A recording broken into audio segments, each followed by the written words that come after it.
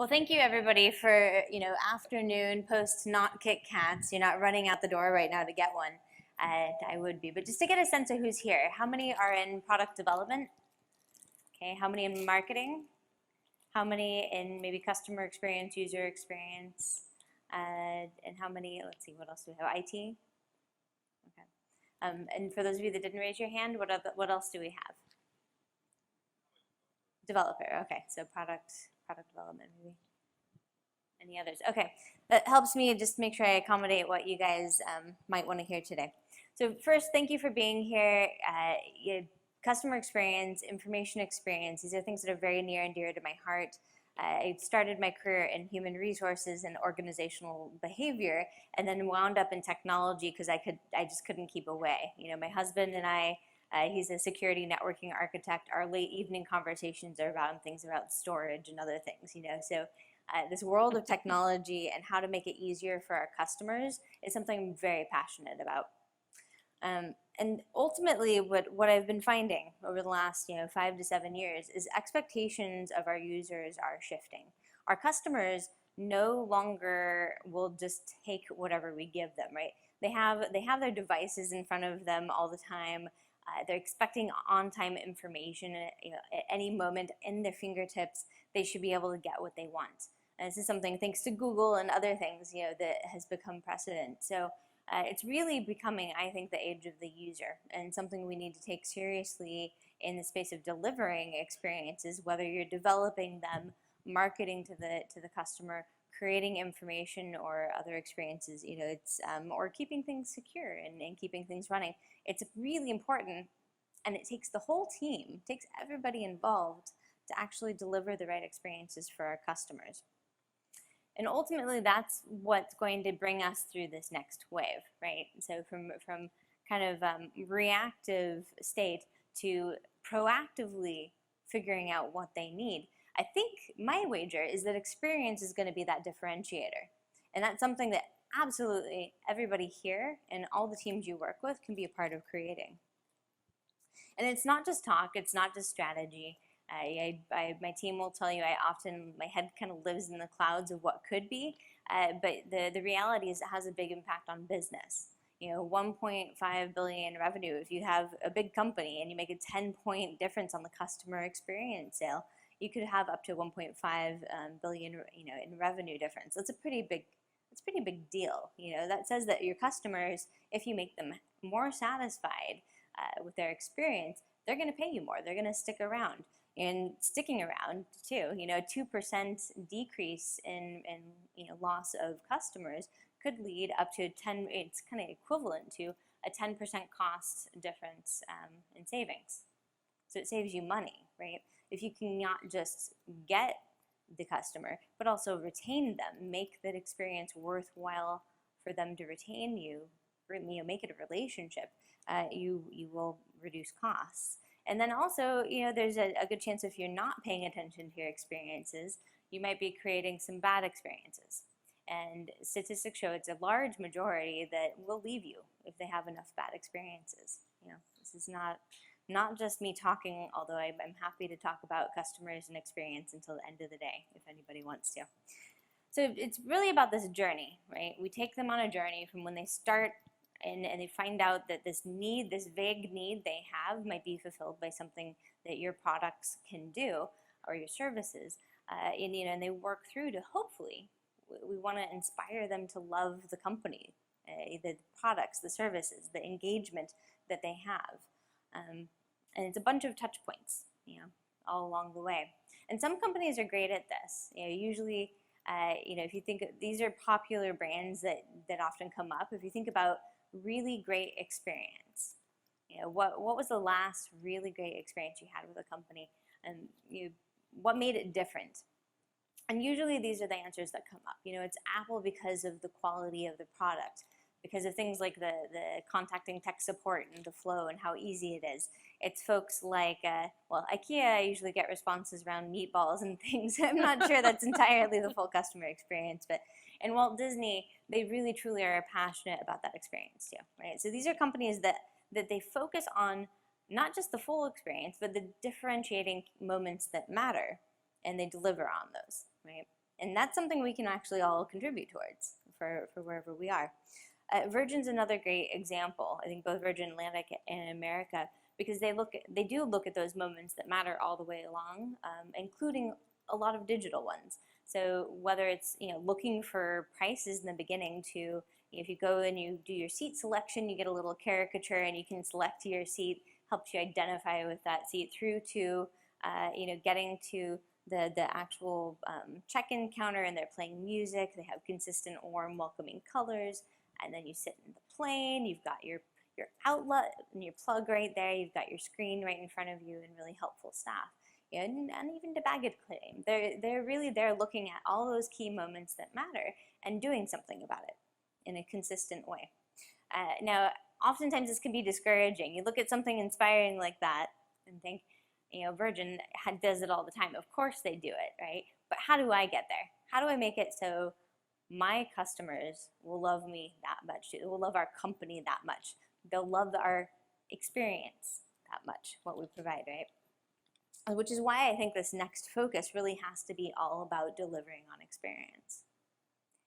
We can't just put our heads in our silos of wherever we work in a company and not do something about it, right? It's part of our jobs if we want our companies to be successful. So 3 things that I think can contribute to that. So a big part of it's culture at the company, and that could be you individually helping inspire that and helping lead your company in that way, or it can be across broader company-wide initiatives. And really focusing then, once you get the culture initiated, the habits and the processes, the next step is focusing on the moments that matter across that digital experience. So we'll talk a little bit about that, as well as analytics, and that's kind of the underpinning, because without the metrics and tracking, it's just talk, right? We're just guessing, and it means a lot more if you can track it. So on to culture. Yeah, I love strategizing on things. Like I said, my head's kind of in the clouds, but the fact of the matter is, if the culture of a company is not ready for the strategy, for the thing that will help move perceptions from one place to the next, it's not going to be effective, right? The culture has too much inertia. You have to pay attention to it. One of the other underpinnings, I think, a foundation of the culture is what the vision is for the company, for your department, for your product, but being very clear about what that is.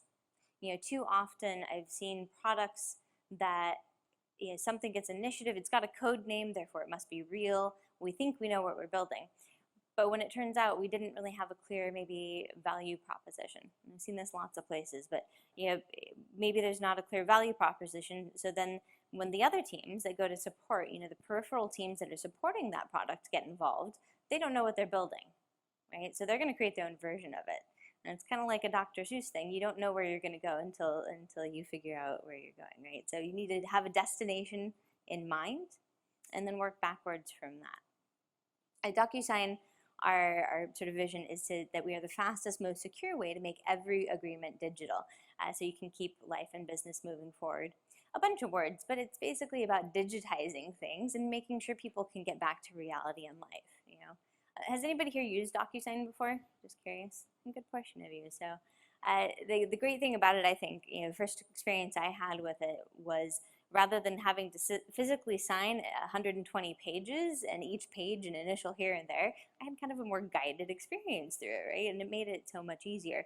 So this is one way that we do it, and this is something that helps everybody rally around. In a meeting, I can say, is what we're doing actually helping agreements happen faster? And that's something everybody can kind of challenge what's going on based on that. And then we have a few pillars, and being an experienced person, I love that experience is part of it, but trust, I think, is hygiene for any market. And when I say hygiene, I really mean it's like your table stakes. It's the thing you have to go into a market. And for the most part, if you're doing anything in the space of finance or healthcare or even real estate, trust is a really big thing. You have to have trust with your customer, your client, your partner, whatever it is, before you can move forward. Choice, I would say, is more about developers and having the different platforms that matter. And so ultimately, the differentiator comes from experience. thing I like about how DocuSign is doing this, but I've seen that in lots of other places like Virgin, like Facebook, Google, there's lots of places, but they make choices to really make customer focus, customer experience a part of their DNA.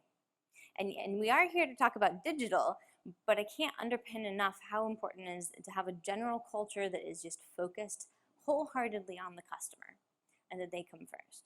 You know, Jeff Bezos, I love at Amazon how one of their 12 leadership principles is about customer obsession. You know, you see examples of this everywhere. And it's something I take very seriously, and I encourage my team to take it seriously and look to my peers to do that as well, right?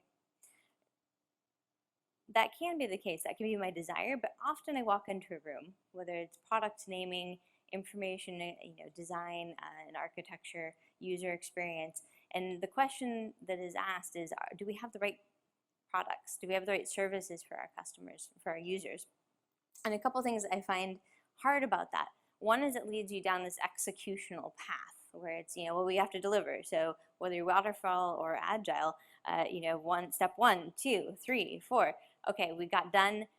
Why isn't anybody buying the product, right? That just is not necessarily the path I think is as successful. And then you also can wind up on this feature focus. It becomes a feature race. It was at Citrix before DocuSign. I'm hearing similar things that at both DocuSign and Citrix, that there's this thing about delivering on the core experiences.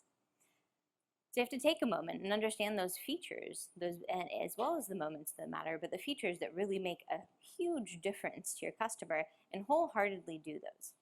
Because it's not necessarily going to be about the bell or the whistle you add. Those are important. They help with new customers. They help retain existing customers. But if you don't deliver on those core expectations, you're never going to get anywhere. That's how you lead to bad experiences. So don't take a feature focus. Instead, focus on the humans and the customers and how they feel about those interactions with you. As I was mentioning, it's really everybody's responsibility as well. I can't look at a single part of a company, from folks who are helping even workplace facilities that make it a wonderful environment for our employees, or human resources, are the folks who make sure we get paid on time, through to a marketing interaction or a sales interaction or a support interaction, and of course product interactions. It really is truly everybody's responsibility to make sure it's a good experience. And there's absolutely no magic wand, no silver bullet that's going to fix this for you. I wish there was, and maybe I would go choose another career in physics or something then, but there's not. So what worked for me, and oftentimes some of the leaders I've had a chance to work with, but is driving shared empathy. One way you can do that is by really focusing in on who your customers are. And I tend to find that there's just this mountain of things we actually know inside companies, but we don't actually ask ourselves that question too often. What do I really know? And I'm not just saying, hey, we know 30% of the people here, we know that this is the segmentation of the customers. That's not really knowing your customer, right? It takes a level deeper than that. You need to understand their behaviors, their patterns, what they like, what motivates them. And sometimes if you dig through all the data, all the touch points you have available to you, you'll find some of that out. So like how much are they using a mobile device versus, and what type of content or information or product access are they looking for on a mobile device versus maybe they're sitting at a workstation and have two monitors in front of them, right? The experience you would deliver for those two scenarios is totally different.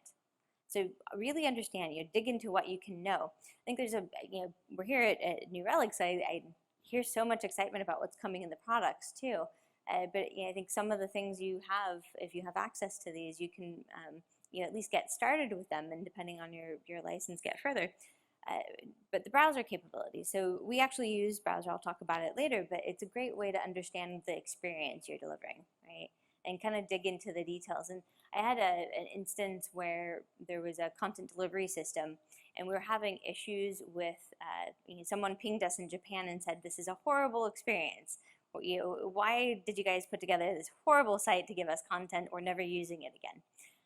And it turned out, when we dug into the details, that it was taking 400 milliseconds in the US to deliver that page, but 4 to 20 seconds in Japan. And a series of reasons. One, they were using mobile devices to access it. In previous discussion, we heard about iframes. We had too many iframes. There's these little things, all these little things that actually added up to that. And what turned out to be a good solution for us in that case was to put in, some Akamai servers and be able to deliver edge from the edge. But it makes a difference. So it really took digging into these situations. Look at your geographies, look at your devices, look at how people are using stuff and what they're accessing. Look at the scenario. If someone's looking at a help and a support site, they need instantaneous results, right? If you can tell from usage patterns that somebody's really digging into content or product experiences for a long time, they're maybe in a more of a learning mode, right? So I find browsers a huge win, I think, in terms of what New Relic offers that can help you with that. And then just a quick touch quickly on insights and synthetics. Insights gives you, I think, more vantage to cut that data. That instance I was just telling you about with the 20 seconds, we were just at the verge of starting to visualize our data when that happened, right? I remember days before that where we had to dig into Wireshark code to figure out what was really going on with our network and delivery. So luckily, it's not that hard anymore. We have things like insights to really grab more detail, and more useful meaning out of that data, as well as synthetics to help actually test what that is, right? You should never be in a situation, if you can prevent it, to have your customer informing you have that problem. If you have tools to test out the use cases, and I'm not just talking about regression testing, you really use synthetics, use all the tools at your disposal, and actually maybe get people trying it too. That's I call it experience testing, but actually getting a physical human to walk through use cases can do tremendous things to make sure you're on target. And I'm sure these are things, everybody does all this, so I'm just preaching to the choir here. But there's other feedback sources too, I'll just touch on lightly, but constant user feedback I find comes in via lots of channels. Is anybody at your company, some of us are lucky enough they are doing this, but is anybody gathering all those together and creating meaningful stories for you so you know what to go after? This feedback is there, right? They want to tell you what is wrong or great about your experience. And the other thing is walk in their shoes. They're saying kind of similar to the synthetic testing, but actually try out stuff. I also, at least for me, one thing I find useful is to have folks actually listen to the customers. So it helps form, even though it may be removed from the digital experience, it helps form a better connection and empathy with your customer if you actually listen to them. So get on support calls, maybe once a month, once a week, whatever you can afford in terms of time. Get on support calls, get on sales calls, and understand that connection. What is wrong with their world? How do they talk about it? What are the words they use? It will give you more empathy. It'll give your teams more empathy. And if you live and work in collaborative type teams, cross-functional teams, encourage them to do it too. And it'll give you a shared nomenclature and starting point. So that's what this is really all about, right? Empathy helps. It's a lot of time to talk about just the customer experience and empathy, but like I said, it's so foundational to doing the rest of the business right that you just can't skip past it. So embrace understanding your customers, and I think you'll find that is a great way to instigate the dialogues that the company should be having to really then go forth and iterate and experiment together to resolve those issues, right? And it's not always easy. Again, magic wand, no silver bullet, but it's not always easy. It really, truly takes a collaborative approach and sometimes various expertise around the company to dig into things. Too often we get siloed. I do it myself. I wake up in the morning in a silo, not even realizing it. But it's taking yourself out of that goal you may have yourself long enough that you can look at the user goal, and that's something you can combine on. What I've learned way back when, MBAs are good for some things, I guess, but one of the things I learned in mine was that different groups will have those different behaviors of aiming towards their goal, right? Whatever that is, whether in marketing, sales, or product, or elsewhere, and they want to achieve it. You want to go to work every day and add value to something, right? And if you don't have that shared universal vision, you're going to go and do the next thing, which is your group. So part of our responsibility as customer advocates is to help break those silos. One example some companies use, and we use it at DocuSign too, is 3 in a box. So the idea that from the get-go of the inception of an idea through to the end and delivery and owning accountability, that you have a cohesive team working together, right? And focused on the user. The other thing to look at is sometimes physical spaces and habits too. I find these influence things a little bit. So if everybody goes to work every day and they walk in, they sit in their cubicle and you never leave it, you're not likely to get that sort of collaboration you're after. I had a situation back when I was in employee relations where there was a manager and employee that had this huge dispute, and it was all happening over IM and email. Like, they literally sat 3 feet away from each other and they couldn't get up and talk. So getting up and connecting and talking can just do a lot. You know, there's a great opportunity within shared connection just internally in the company too. So look at spaces, you know, that you can create or collect people in. You've used everything from bringing everybody. I mean, for those, who's based in San Francisco actually? Just curious.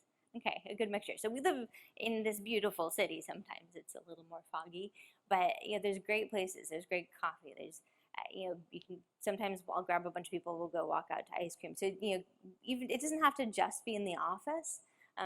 It can be outside too. But make sure you bring people to a place together, kind of a neutral space, right? Create a space to create.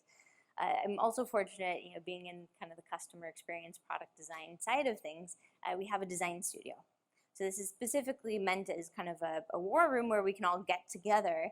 You see the middle picture is actually the designers and a couple engineers. We get together and we review mocks, we discuss problems, but it's a shared space. It's kind of neutral that we can all come to. The last habit is around storytelling, and then we'll move on to the digital experience. But storytelling is pivotal. So even if you find the most amazing statistics in the world, they won't mean much if you can't motivate people. So I tend to find it's more about communication. You absolutely cannot over communicate. I actually like to go to the extreme of over communicating, and then when someone tells me to ratchet it back, then I know I have enough, right? Until then, you probably haven't said it enough. If you've said it 3 times too much, you're probably right there. You know, that's where you want to be. So the single biggest communication problem we have is, or biggest issue we have is communication internally. So how you're delivering that message matters a lot. Being in front of a group with PowerPoint, I feel a little hypocritical right now, but this is not the best way to do it, right? You want to get people up, get them using sticky notes, whatever it takes to get them engaged. And you don't want to just throw statistics at them either, because stats are great, but then they can be spun like crazy. But does this really tell you about a child who needs food, right? This is just a bunch of stuff that's up on the wall. It doesn't tell me if it's better, it doesn't tell me if it's worse, and it doesn't get past that part of my brain that says I need to care, right? It's just logged away somewhere. So make your stories memorable, make them impactful, make them personal, and dig until you get them, right? If you find some anomaly in the data, something you want to do something about, and it's going to take an investment by a team or systems or whatever to do it, dig into it. Do qualitative interviews. Get on the phone with customers who experience that, or partners or internals who may have that, until you have a good story, because you're going to need that to move forward. Okay, so enough about that. Now we'll actually talk about digital experience for a little bit. Now that we're ready, we're armed, we're ready to put our cultures together and actually start understanding what the customer is going through in this journey with us. You know, I think we're ready to talk about digital. And there's 2 flavors of the experience. I don't know that they're totally mutually exclusive, but there is this human side, these one-on-one, one-to-many interactions, and then there's a digital side. And the fact of the matter is, this is where I'm seeing that shift in expectations, is on the digital side. Humans and how we communicate hasn't changed that drastically in terms of a physical discussion, right? There's verbal, nonverbal, all sorts of stuff going on. We haven't changed that much. So human is so important, and so much trust comes from that. But digital is where you need to invest as well, right? It's about self-service. It's about giving people the information they need and enabling the experiences in and out of product that they need. And you can think of some examples. There's a bunch of disruption happening out there right now, and to me, I think one of the themes I see is that these are ultimately industries or big companies that haven't wanted to shift their experiences in a digital format, right? So you think of folks, obviously Uber and Lyft. I took an Uber over here from the office today. There's a big impact on the taxi market. Video rentals, what isn't streaming these days, right? Newspapers and magazines, how we get our information. Unfortunately, I think a big player in our recent campaign. It's there are just these industries, and so what I think they did wrong potentially is not look at digital needs and deliver on them and truly adapt and embrace those, right? So what do successful companies do on the flip side? I think successful companies, they have this culture that they're learning together about the customer, but then they also build in the telemetry and look at the data and understand the behaviors so that they can deliver on that. And they stay agile and focused on that, right? At DocuSign, I'm fortunate to work at a company where this is like at the crux of what we do, right?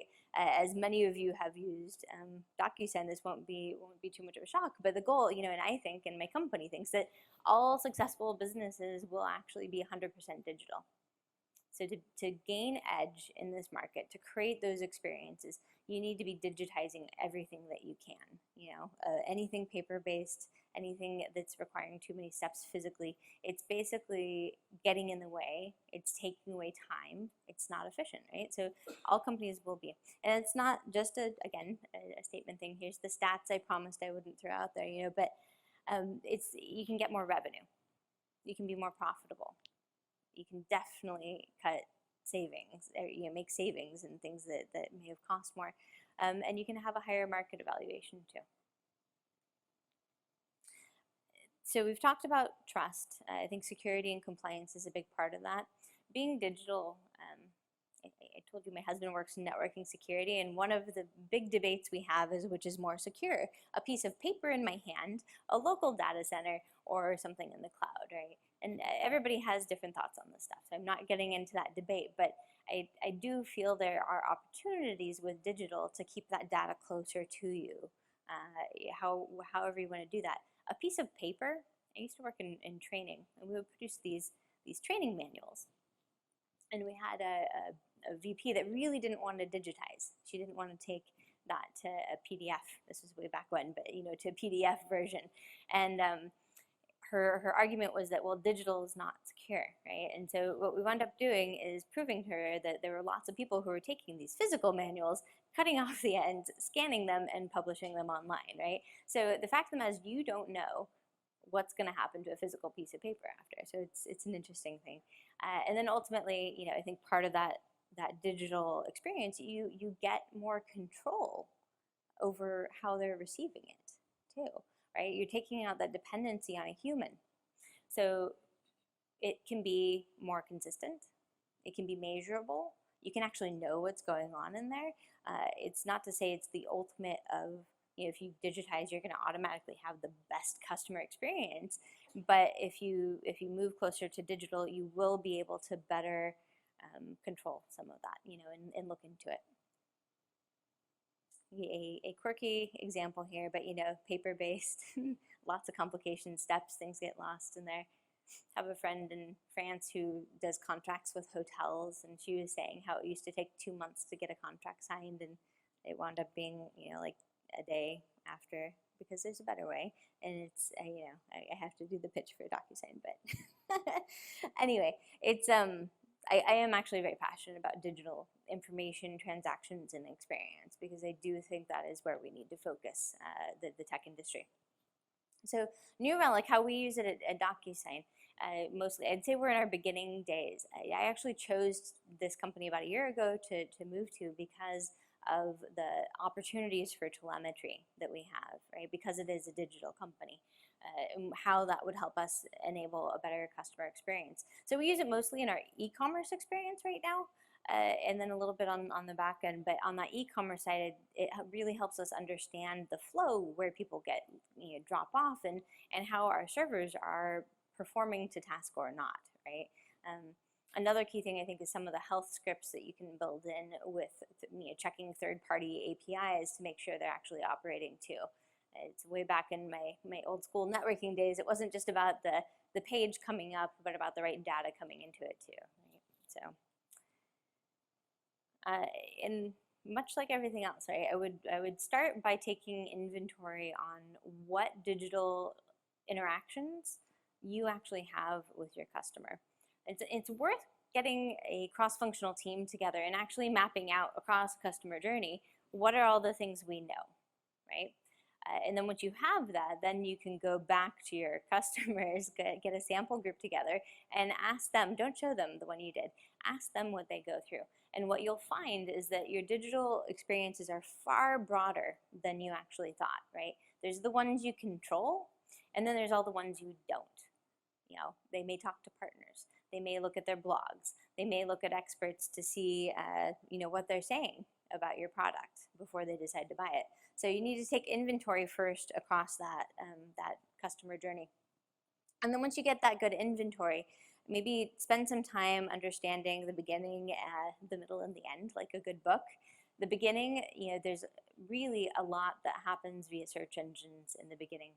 Even, I was reading some stats about in-person stores and how 60% of the time the people actually have their mobile devices out and are checking prices against, or competitors or whatever else. So even in store, we've modified our behavior. So you can only imagine for tech companies in some markets, in particular, comes to mind like Germany and Japan are typically from a content perspective harder for my team. And it's because they actually have read almost all our documentation before they come talk to us about buying the product, right? So just expect that people are doing their research before they even engage with you, and not all of that's coming from your source, right? In addition to that, look at the experiences that are happening after that purchase decision.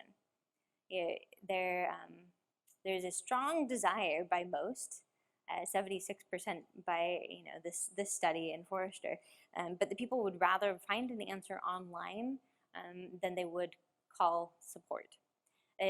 Interesting, in another study I read that 33% would rather clean a toilet than call tech support. And when I was dealing with more IT-only audiences, it was actually closer to 90%. I mean, they are pissed if they had to call in to support, let alone a developer community or something else, right?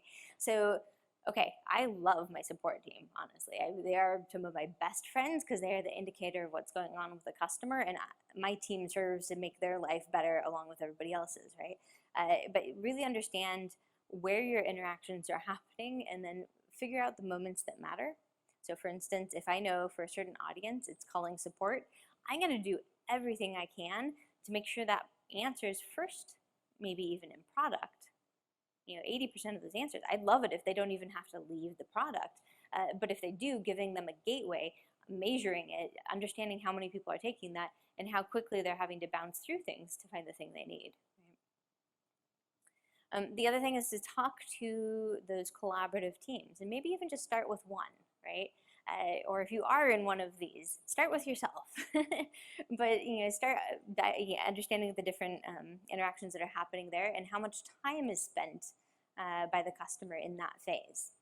An interesting thing for me in switching from enterprise on-prem to the SaaS world has been that there is not necessarily always a heavy marketing interaction before there's a decision to buy or use something. And so that's totally shifted how I think about it, right? So you need to understand your customer and how long they're spending on each of these segments. And again, I'm in information space and product design, so the findability and consumability of information is so key. My team rolls their eyes constantly when I bring this up because I keep telling them it doesn't matter. If you make the best thing in the world, but nobody can find it, doesn't matter at all, right? And likewise, they can find it, but if it wasn't what they want, you just turn that customer off. And if they have that habit 3 times, they go in 3 times and find a piece of content or a bad product experience, they're very likely not going to be our customer anymore or not excited about working with us, So it's really, I think, making interactions and information very findable and then very consumable is one of the key focus areas that you can take on. And then again, probably not a surprise for anybody, but start outside with the customer, right? These are easy-ish things to do. Start outside with the customer, understand what really motivates and what they need, rather than the internal focus we so often take inside companies, where we say, I have a great idea. It shouldn't be our great idea. It should be our customer's need that we start with, right? And then you can match it with technologies you might happen to have. And then plan for growth and scalable programs. This is like a plea to everybody, because too often I walk into a situation where, whether it's a product name, a product experience, an information experience, but it's been locked into this little corner where they didn't ever expect it to get much bigger, right? And so you hit capacity limits, you don't have the right technology to scale, you don't have the right people and skill sets in place, right? So think about where you're going. So once you understand that need, think about where it could go so you can at least plan for it a little bit. A couple of things in terms of planning for it that just to bring up. I went to a content conference a couple weeks ago, and interesting themes that were brought up. These won't be new to anybody, but I think they'll be a big part of our experiences moving forward. One is the role of bots, conversational AIs. There's great, amazing things like Wilson. Has anybody seen this 60 Minutes on Wilson, IBM's Wilson? Not too many people. It's actually pretty good. I would check it out. But they were able to find, I think, 6 or 7 doctors had looked at one person who came in with a specific type of cancer, but they weren't able to label it. They ran this all through Wilson, and Wilson identified it within a 98% chance of what it was. So pretty amazing things on the forefront through artificial intelligence. In the content and interaction space, I think we're going to see a lot more in terms of intelligent bots being able to actually respond, right? So this means that we can offload the easier situations and help move the people investment over to the moments that really matter, right? So something to keep your eye out on. And then Internet of Things, I think we hear a lot about this. I sometimes struggle with what's this actually going to materialize as in front of us. But Internet of Things is going to be a big industry. So one of the things I'm curious about, again, kind of interaction, product, and information space, what role could it play in that? What would it force me as a writer or content strategist to get my content needs to be down to like the most meaningful thing I can get across? I mean, if you're dealing with IoT devices, sometimes all you get is a color. It's not much. So you have to really think about what matters to that customer. What are you trying to convey, and what do they need to hear? So I think it'll be an interesting area moving forward. So once you've dug in and understood a little better what interactions are happening across this journey, I think the next thing to look at is analytics. And again, another thing that my team rolls their eye on me constantly is they say, if you can't track it, we're not doing it. Fact of the matter is, if you cannot measure it, you don't necessarily know how to improve it, or you don't know that you've actually improved it. We did some stuff. That doesn't really carry nearly as much weight as we did some stuff. We did this stuff because we found this and we improved it 10%, right? It's a big thing to measure. So think about your instrumentation. A couple of the key areas I like to focus on to make sure we get it, but definitely product, especially. How many of you have maybe a SaaS product versus on-prem or something else? Okay, services. No, okay, and a bunch of unknowns. So understanding what happens, especially in the product space. If you're SaaS, you have no excuse. There's so many tools out there, right? Like, get it in that you need to understand what's happening in your product, because that when you understand the behaviors that are going on in there, that is where you want to focus, right? You need to pour a lot of investment in that. But likewise, web experience. And this actually, I think, is where I've been learning so much from the marketing side of the world, because where technical content has not had a history of being very well measured or instrumented, marketing folks are all over that. So it's been one of those great opportunities for synergy to learn from them and implement it for for content. So understand your web experience, and not just the main marketing piece, but like anywhere you have a web interaction happening. We recently found that we had, in our SEO, we had way more, I won't say the exact number, but way more Google search results than we necessarily should have. Our crawling was not as efficient, right? So, and that's because we start digging into the telemetry to say, hey, and the SEO to say, hey, what's really going on in there? And the last thing is communication channels. And I expect this will be one of those areas that changes dramatically over the next few years. In fact, I suspect it's changed, and we haven't even really tracked it as an industry of communicators. So there's this sort of spray approach that often is talked about. You just put it out in various ways, and that's an okay place to start, right? But once you've done that, you need to dig in more and understand what people are actually responding to and deliver on that a little bit better. And then oftentimes there are some programs around things like customer satisfaction, employee satisfaction, engagement surveys, net promoter scores. These are also really great sources of information. Even if you don't have anything to do with that side of things, go get the data. You can do something called root cause analysis, and it sounds maybe fancier than it is, but it's really, you can look at the text responses. If someone goes in and says, would you tell a friend or coworker about this, and they say, heck no, and they give you a response, there is juicy, meaty information in that response, right? So like, I'll even have my team go through and we highlight together. We highlight and we bring in others and we highlight all the things we think we're interested in and then categorize them. And we do this on an annual or semi-annual basis to come up with a bunch of things we think we can do about that, right? It gives you a way, whether you're an individual contributor or someone who has control of a large team or a set of teams, it gives you a way to understand and connect with what's going on along that customer journey, as well as understand how much time your customer is spending at any given point in the journey too, right? So if I have a moment I know that a lot of people are spending a lot of time in, that's probably something I need to dig into. Or if I have a severely red space over here that I found out about it via net promoter score, root cause analysis, and it's causing people who used to be really passionate about the company to jump away from us, that's something I'll dig into. So you want to look at the time spent and the happiness or sadness essentially of the situation and dig into those. So that's it. Any questions? Quiet group today. Cool. Well, thank you guys. Appreciate it. Erin, a round of applause.